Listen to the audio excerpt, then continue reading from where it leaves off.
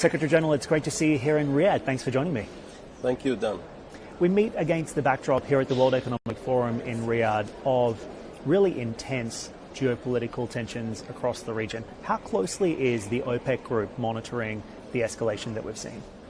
Well, I mean, first of all, geopolitical tensions globally, not just here in the region, is a constant, to be honest with you. I mean, OPEC, as I've always said, has been around for, September we'll be celebrating our 64th anniversary. So it's not uncommon for us to go through periods of heightened geopolitical tensions and turmoil. Again, we keep always the politics aside from our business, and we really focus on the fundamental aspects of the global markets, where we look at numbers, we look at economic growth, we look at supply, we look at demand. But there's not much we can do to control what happens geopolitically, I guess. However, yes, there may be or may not be implications on flows of oil, production of oil in certain countries that may or may not be affected, and that definitely goes into our considerations. So we take a close look, we monitor, and we always try to make sure that there is adequate supplies to the market and there's a stable oil market. So how would you characterize the fundamentals right now then? I would say healthy, but I'm always, as I've said before in interviews with you and others, we're always cautiously optimistic. We see global demand this year growing by 2.2 million barrels a day relative to last year. That's versus a growth last year of 2.5 million barrels per day. However, there's always, the things that we have on our radars, such as inflation, talks about inflation perhaps creeping up again, even though I would say that it's been on a good downward trend for the last 6-9 months, and countries have managed to get a grip to control rising inflation in the past. We look at China, of course. We're happy to see that the Chinese economy is doing much better. I think Q1 GDP figures came out at 5.3%, which is higher than the projections, even by our own projections in OPEC. But this is still just the Q1 data. We have to see the rest of the year. And we look at everything all together. So I think from a demand perspective, if there are no economic headwinds again, such as we had in the past couple of years, it's looking a bit better. But again, I'm always cautiously saying that we have to keep monitoring all these elements and all these factors. From a supply perspective, yes, we have growing supplies from some non-OPEC producers, and that's why we keep taking this proactive and cautionary approach, making sure that there is always enough stability in the market. And that's what we do at best at OPEC and OPEC+. Let me ask you this. We've just seen a fresh round of sanctions against Iran. What's the impact for the market? Well, of course, let me start by saying that, we're not happy to see sanctions on our member countries, whether it's Iran, and there are sanctions also on another member country, Venezuela. Generally speaking, sanctions or any interventions in the normal market flows are a kind of distortion to the way that oil usually flows and gets produced, transported and sold around the world in its normal market-oriented measures, and distortions of this nature are not helpful.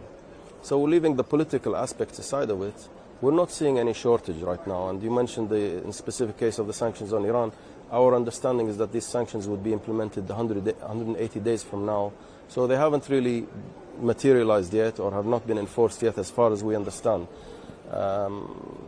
Again, we always take a very close look at the markets.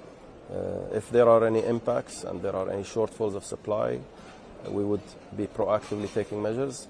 Vice versa, if there's always also the other way around. If there are surpluses in the market, as you know, we will be taking care of making sure that the market remains balanced. The reality is as well, Iranian oil exports are at a 6-year high. So there's also an argument that perhaps some of the sanctions that we have seen being placed on Iran actually don't work, and the country is very effective in navigating the sanctions in any case. Well, I mean, there's a lot of people out there who also say that sanctions don't really work. There are always ways of getting the oil to move around. We don't get involved in these details of how that happens and why that happens. We look at the overall global balances, whether it's from our member countries or other non-OPEC producers, but we don't get involved into the mechanics of how, sanctions are enforced or not enforced. We leave that to the politicians. And you were talking about the fundamentals before. Is it reasonable to expect that just given market balances, the prices are likely to stay elevated into the second half of the year? Well, again, Dan, we've always said we don't look at prices and we don't target prices. But as you recall also maybe in some previous interviews, and I keep repeating this message over and over again, if prices are to remain elevated, it's because of the lack of investments that are unfortunately still being pushed by certain quarters and certain circles. The continuous messaging about the need to stop investing in oil and gas, oil in our case, this is what to me remains a concern as demand increases. Like I said, we had 2.5 million barrels a day growth last year. This year we're expecting 2.2 million barrels a day. We're confident in our numbers. Last year's our numbers proved to be the most accurate forecast for oil demand growth. My team and I, we have a good level of confidence in our numbers this year also coming.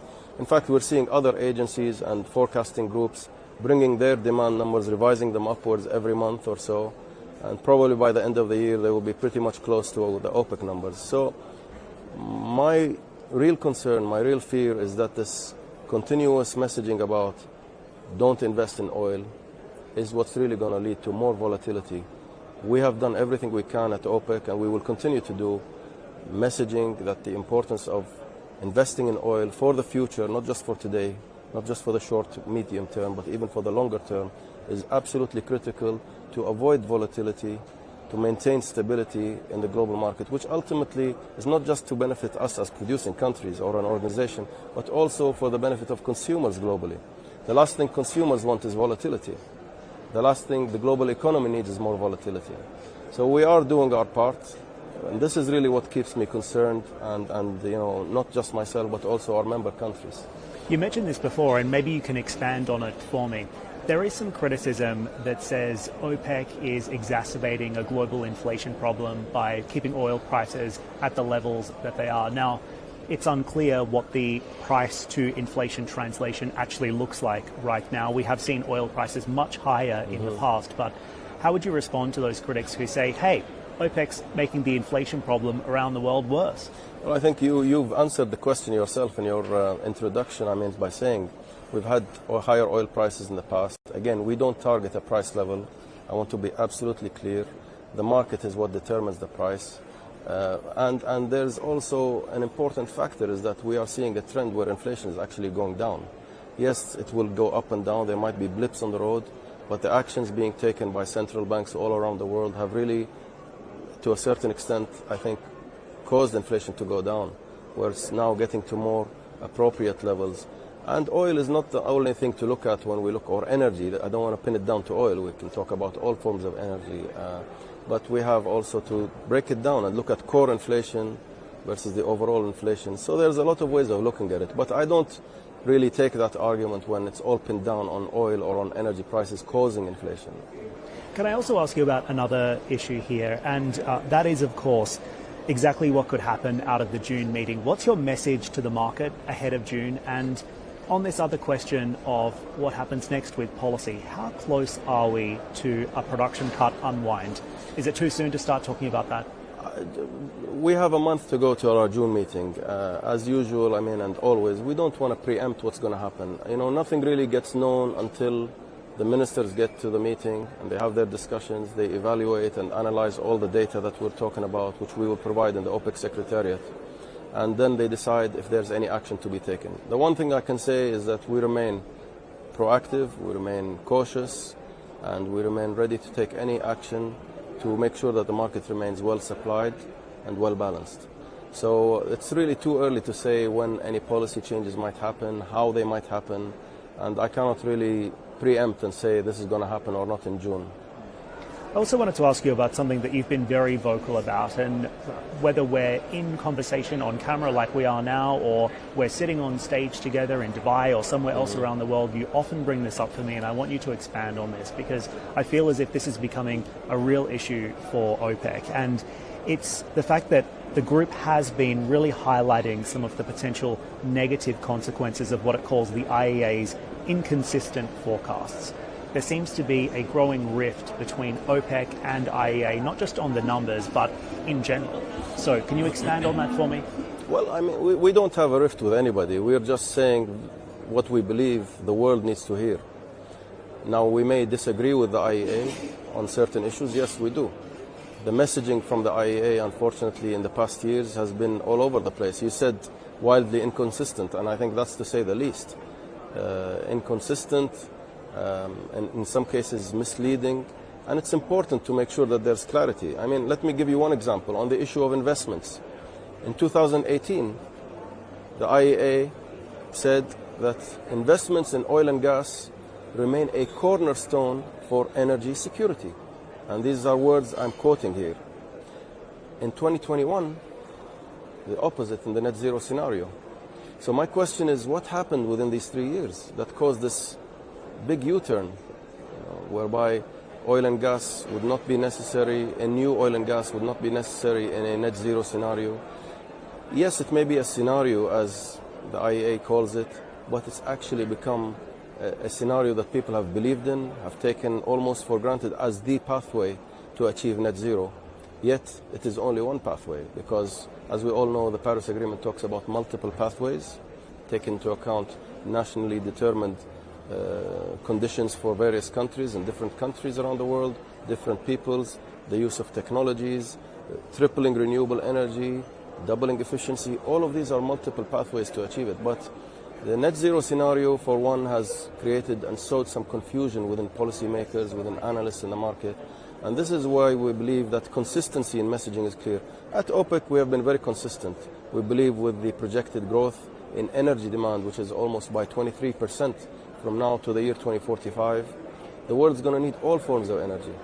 And you can't just get rid of oil and gas, which make up today almost 60% of the global energy mix, within the next 5-6 years, because the IEA has been saying there's going to be peak oil demand in 2030.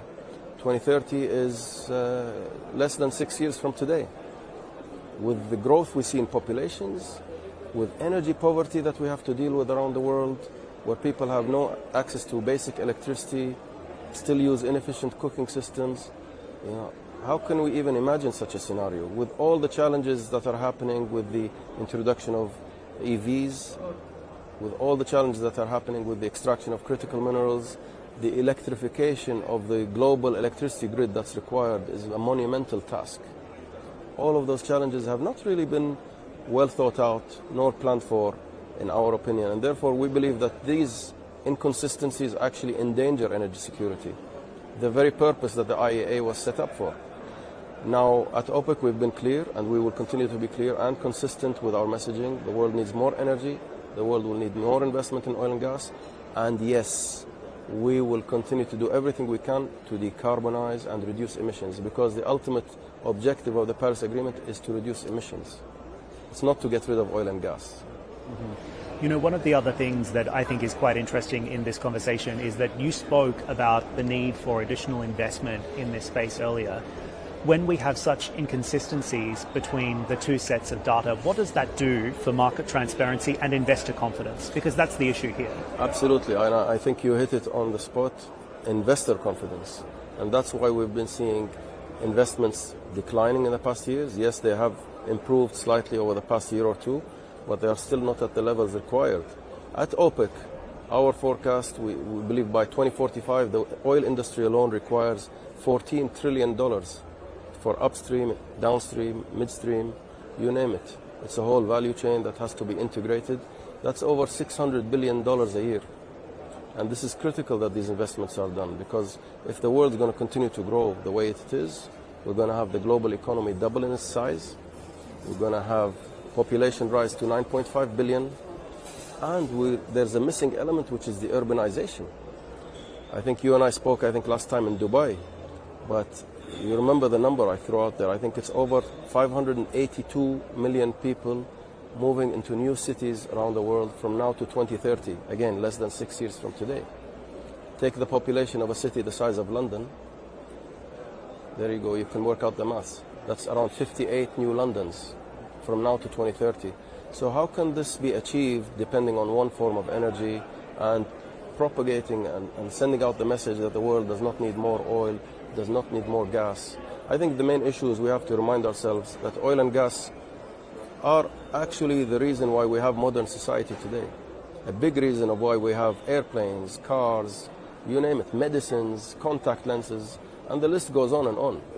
But that's all due to in part due to the innovation in the oil industry, the techniques, the technology, the engineering, and all of that research and development that's been done over hundreds of years. And that's still what humanity and mankind is really benefiting from, all of that today, and we will continue to benefit from that. So we have to differentiate between the issue of reducing emissions and tackling climate change and decimating economic growth, which is, I fear that this is, unfortunately, if people take those calls to stop investing seriously and that confidence in the investor appetite gets shaken, we could be facing a supply crunch in the future. And that's a real concern, not just for us as producers, but I think it's more so for consuming countries and for the economy at large. Secretary-General, thanks for speaking with me today. Thank you, Dan.